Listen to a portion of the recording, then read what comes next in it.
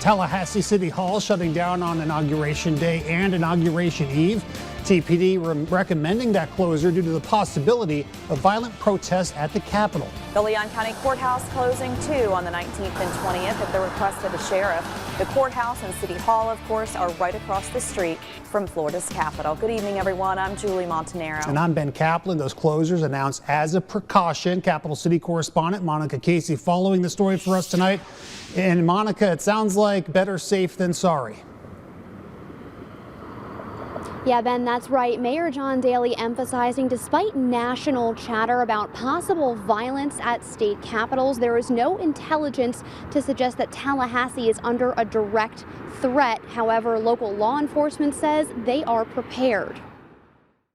Of course, we support everybody's First Amendment right to protest and to gather peacefully. But when we start talking about the destruction of buildings, no. Out of an abundance of caution, Tallahassee shutting down City Hall and Leon County closing the courthouse next Tuesday and Wednesday. Some of us will still be working. Some people will be working remotely, but we're going to shut it down to the general public. TPD Chief Lawrence Revel telling city commissioners yesterday the department will be prepared. I have canceled days off for all of our officers starting Saturday, and that will go through Thursday of next week.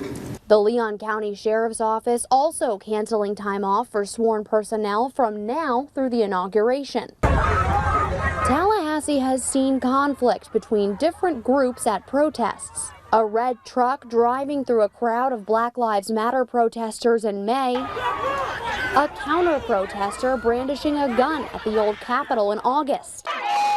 And 19 Black Lives Matter protesters arrested in September. This flyer sent to WCTV calling for an armed counter-protest. I asked Mayor Daley if he's worried about two groups with opposing views meeting at the Capitol. We do not have any intelligence that shows that that's going to happen. In general speak, of course, you never want to have in your community any type of confrontation like that that could lead to violence or somebody getting hurt. We have zero tolerance for violence and we won't put up with it. But of course we support people's opportunity to get out and protest and have their voice heard. We just demand that it's done in a peaceful manner.